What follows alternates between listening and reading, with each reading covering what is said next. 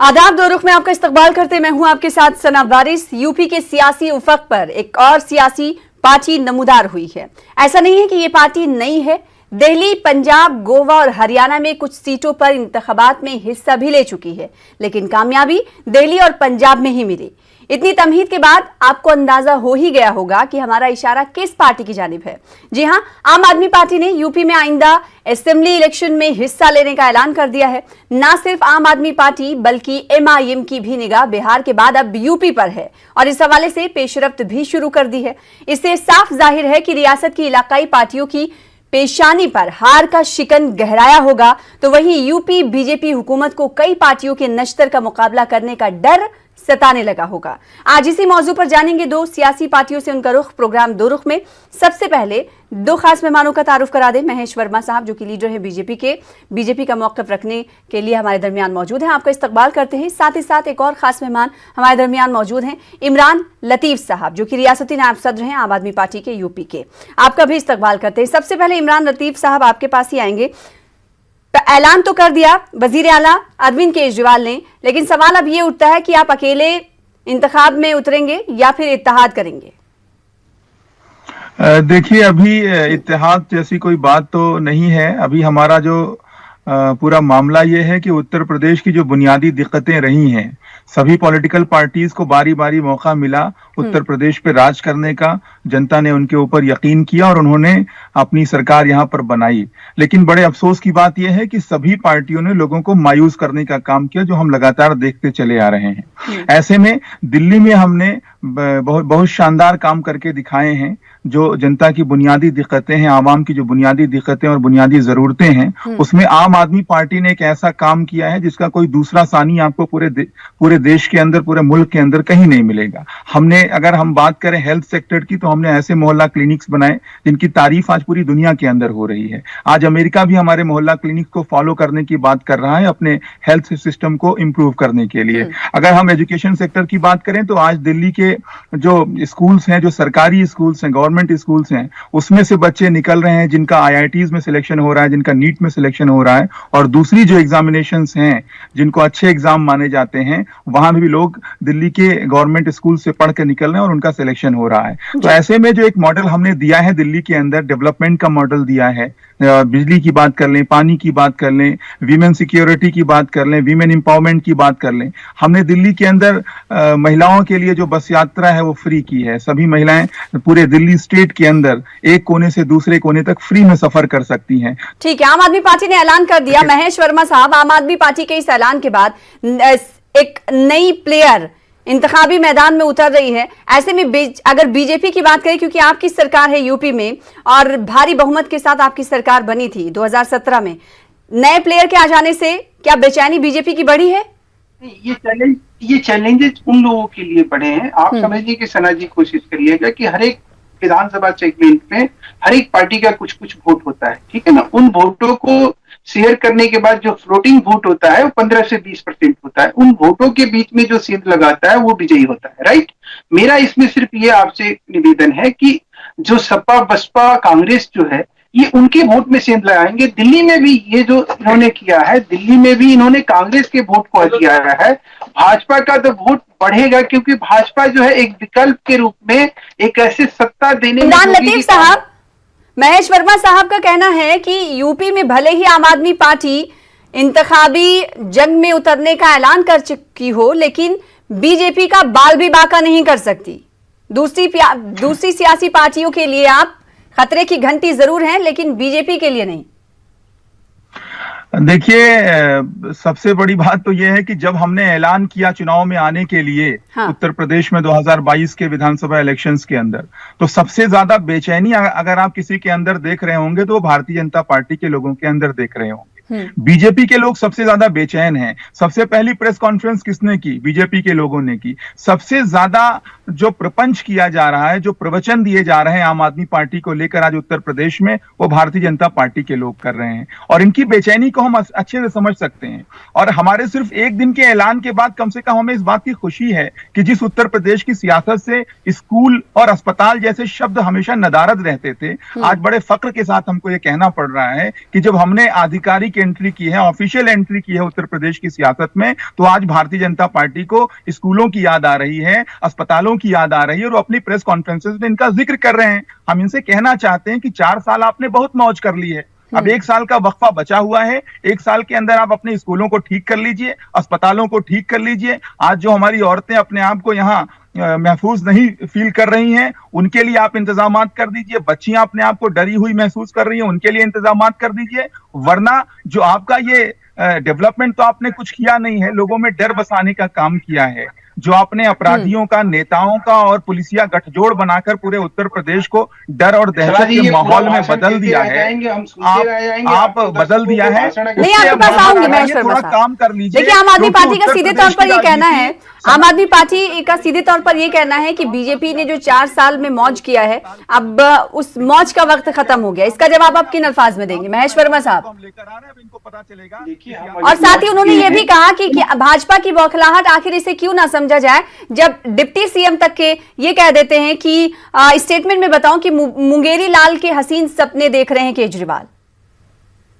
देखिए, मौज की जहां तक बात है तो बिहार में जो चुनाव हुए, बाई इलेक्शन हुए, वो उससे बड़ा प्रमाण इनको दिया नहीं जा सकता। लोकतंत्र में जो जनता जो जनादेश आता है उसका सम्मान सबको करना चाहिए। अब रही बात इनकी, जिस मॉडल की अमेरिका से लेकर पूरी दुनिया में ढिढोरा पीटते हैं, ये कम से कम अरबों रुपया जो है प्रचार प्रसार में खर्चा करते हैं, उसकी हकीकत सुन लीजिए। हकीकत ये है कि आखिर में किस मुंह से ये उत्तर प्रदेश में जाएंगे, जिसका पूरा का पूरा कैबिनेट जो है वो सीबीआई के जद में, जिसका मुख्यमंत्री का प्रिंसिपल सेक्रेटरी जो है रंगे हाथ पकड़ा जाता है और उसका समर्थन करने के लिए मुख्यमंत्री खुद जो है भूख हड़ताल करता है। उसके चक्कर में चीफ सेक्रेटरी की पिटाई होती है। इनके जो कम से कम दर्जनों ऐसे विधायक हैं जो औरतों की यौन शोषण के चक्कर में गिरफ्त में है, उनके ऊपर मुकदमा चल रहा है। संजय सिंह और अदर दुर्गेश पाठक का याद करिए, पंजाब में उन्होंने टिकट के नाम पर महिलाओं का यौन शोषण किया।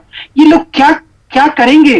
राजनीतिक रूप से इतनी बड़ी विकृति, इतना बड़ा विकार, राजनीतिक रूप से इतना बड़ा दिवालियापन आपको किस पार्टी में दिखाई पड़ेगी? उसके बावजूद भी ये दम ठोक रहे हैं। ठोकने दीजिए, जनता इनको पुरजोर तरीके से जवाब देगी। लेकिन महेश वर्मा साहब, जमहूरियत है, कोई भी पार्टी कहीं भी इंतखाब लड़ सकती है। बंगाल में तो आप भी अपना दायरा वसी कर रहे हैं। ऐसे विचारों को, ऐसे जो निर्भया के नाम पर लेकर कैंडल लेके चल रहे थे, आज वही निर्भया कांड करते दिल्ली में घूम रहे हैं।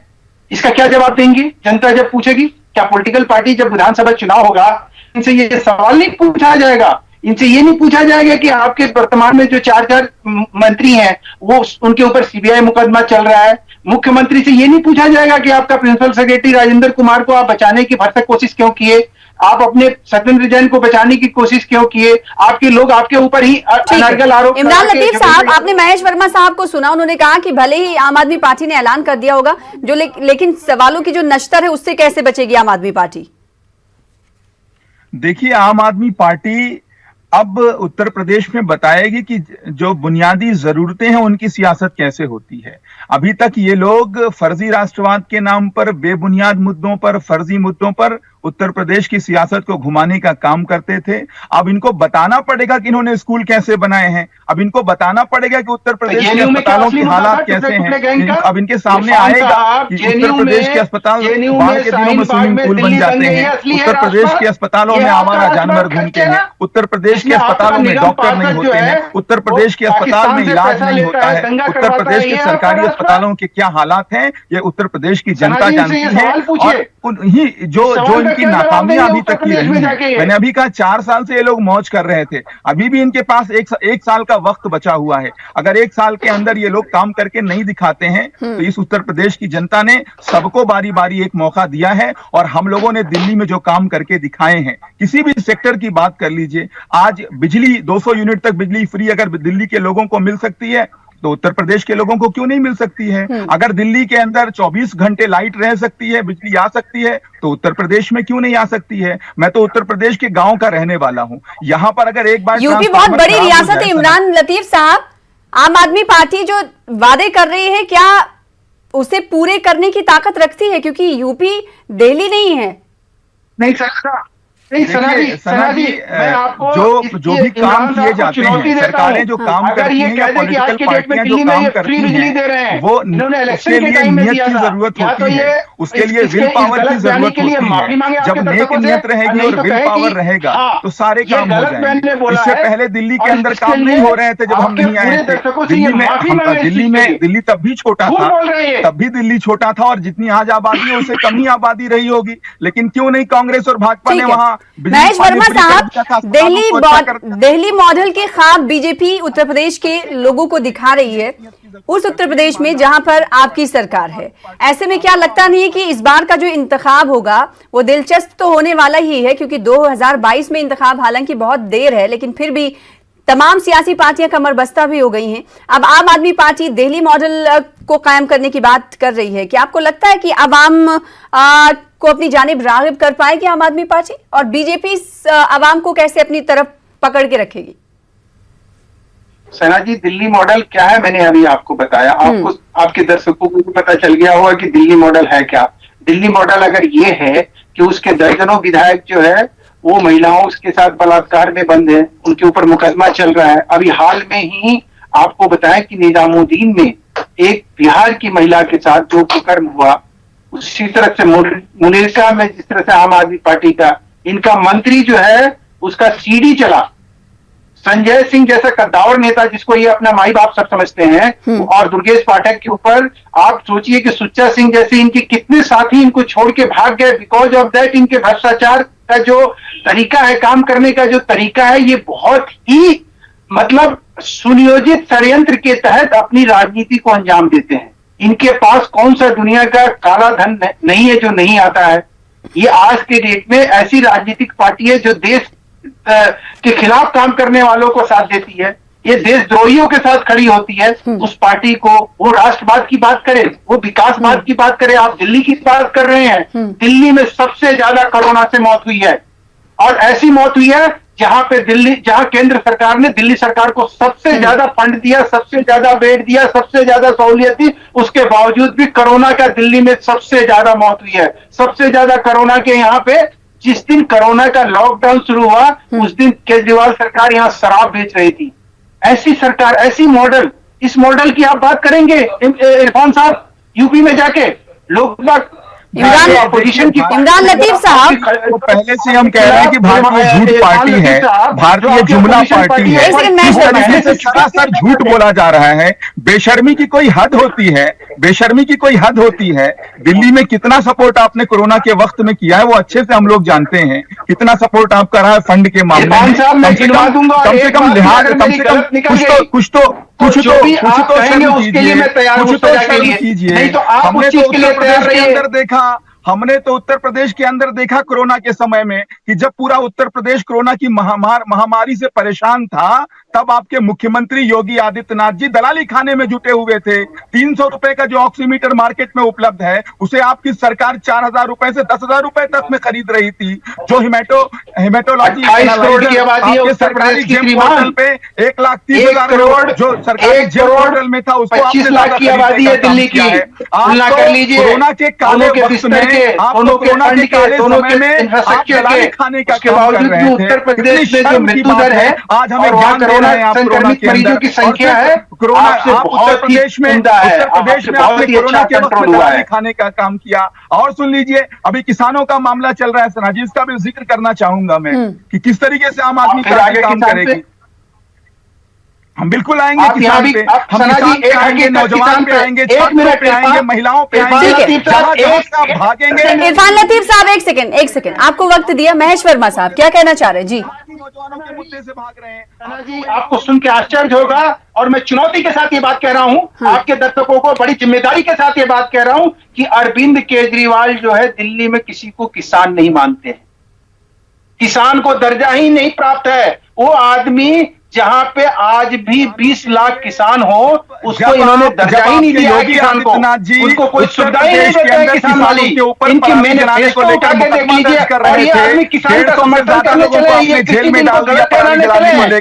ठीक है, केजरीवाल दिल्ली में मुद्दे से भटक रहे हैं। महेश वर्मा साहब, महेश परवेज साहब, अगर बेचैनी पार्टी के अंदर नहीं होती तो बीजेपी के बड़े लीडरान की तरफ से इस तरह के बयान भी नहीं आते। ठीक है, सियासी पार्टी है, आ रही है, कंटेस्ट कर रही है, तो फिर आप लोगों में बेचैनी क्यों दिख रही है? अल्फाज के जरिए तो दिख ही रही है, भले आप इसे मान नहीं रहे हो। हम बेचैनी की बात नहीं कर रहे हैं। हाँ। हम इस बात को, हम इस चीज को समझ, लेकिन मुकाबला तो सख्त हो गया ना, ये तो मान रहे हैं। कोई नहीं, आप अगर राजनीतिक रूप से इसका विश्लेषण करेंगे तो बीजेपी इसमें फायदे में है, क्योंकि डिवीजन ऑफ वोट उनका होगा जो जिन पार्टियों का ये डिवीजन ऑफ वोट करते आए हैं। हमें पंजाब में कोई इन्होंने नुकसान नहीं किया, हमें गोवा में कोई नुकसान नहीं किया, हमें उत्तर प्रदेश में कोई नुकसान नहीं किया।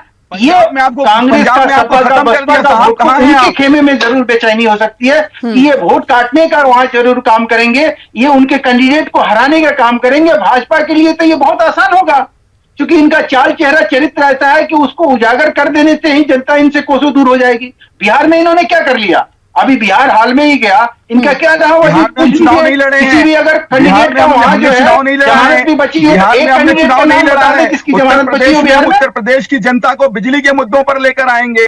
आप बिजली पे आपने क्या काम किया आपको बताना। इमरान लतीफ साहब, इस बार हमने देखा कि बिहार इलेक्शन में डेवलपमेंट की बात हुई, तो क्या लगता है कि 2022 में जब इंतखाबी तशहीर होगा तो आम आदमी पार्टी के जरिए डेवलपमेंट के मुद्दे को और जो काम आपने किया उसी पर बातचीत होगी? क्योंकि हम देखते हैं कि आमतौर पर सियासी मुद्दे इतने हावी हो जाते हैं कि बुनियादी मुद्दे गायब हो जाते हैं।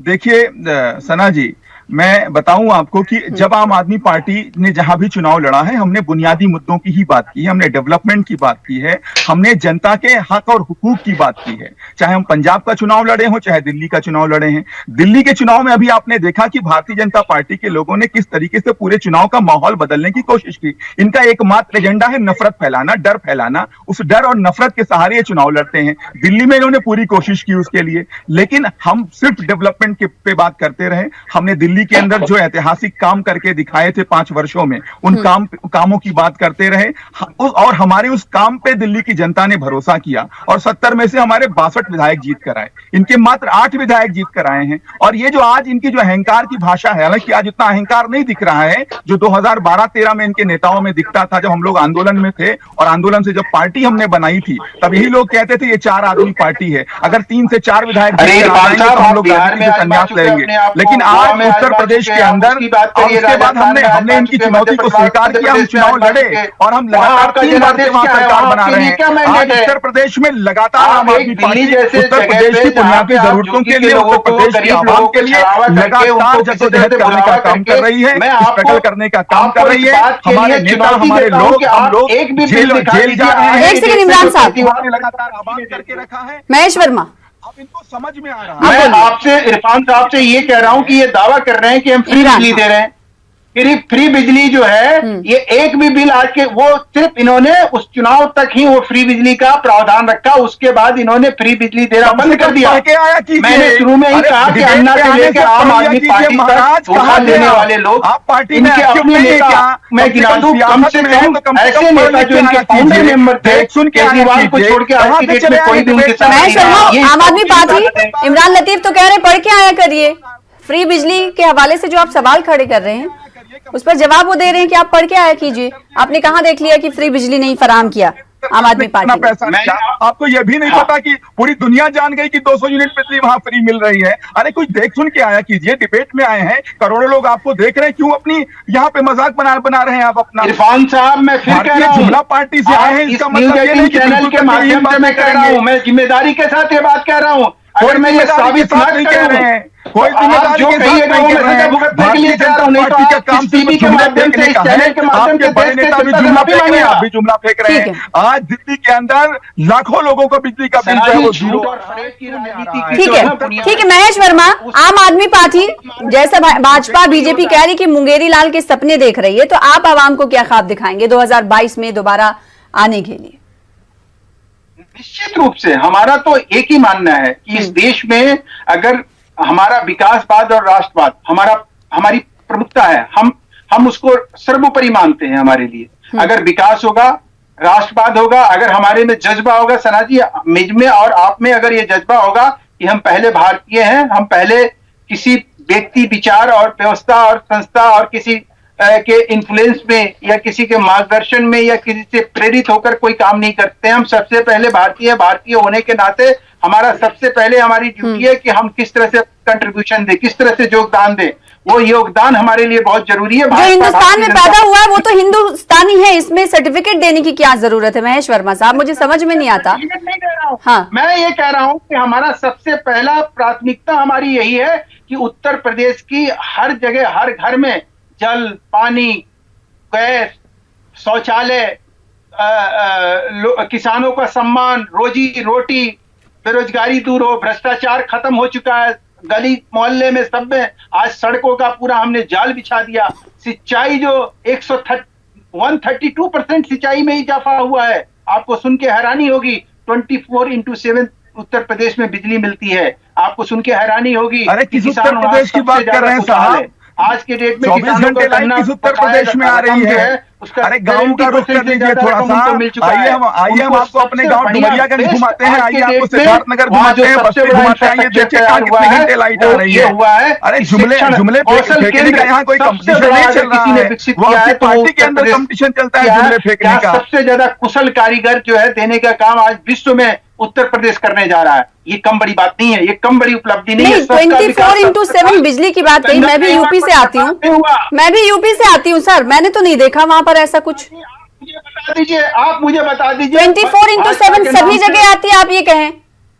सभी जिलों में आप बिजली देते हैं? सभी जिलों में आप बता दीजिए कि एक जिला ऐसा है जहां बिजली नहीं आ रही है। 24/7 देते हैं? क्या बात करते हैं सर? 24 घंटे कहाँ बिजली आ रही है उत्तर प्रदेश के अंदर? हमको बता दीजिए, एक जिले का नाम बता दीजिए जहाँ 24 घंटे बिजली आती हो। सिर्फ ठीक है। इमरान लतीफ साहब, आम आदमी पार्टी ने तो कंटेस्ट करने का ऐलान कर दिया है, लेकिन आपके लिए ये रास्ता जो है आसान नहीं होगा।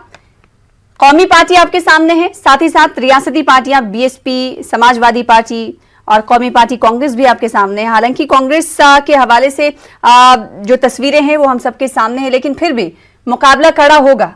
इसमें कहां पर देखती है आम आदमी पार्टी खुद को? देखिए, जब दिल्ली के अंदर हम आए थे तो देश की जो सबसे 2 बड़ी पार्टियां, 2 सबसे घाघ पार्टियां, 2 सबसे ढीठ पार्टियां, भाजपा और कांग्रेस हमारे सामने खड़ी थी। और दोनों पार्टियों की जो स्थिति थी वो बहुत ही मजबूत थी दिल्ली के अंदर।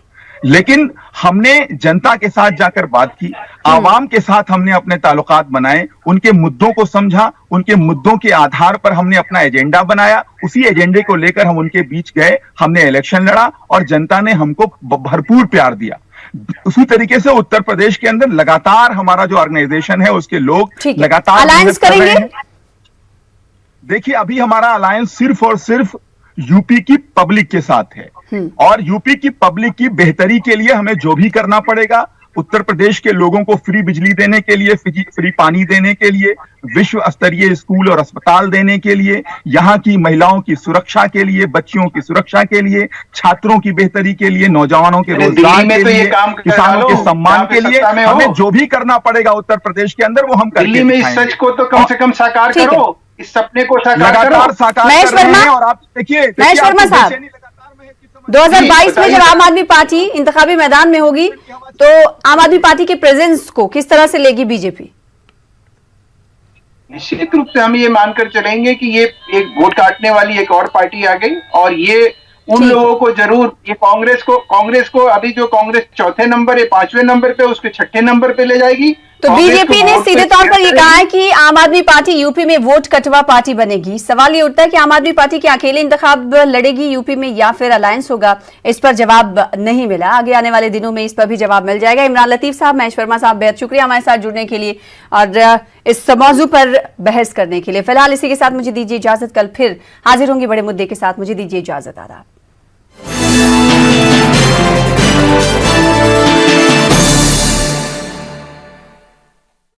मैं डंके के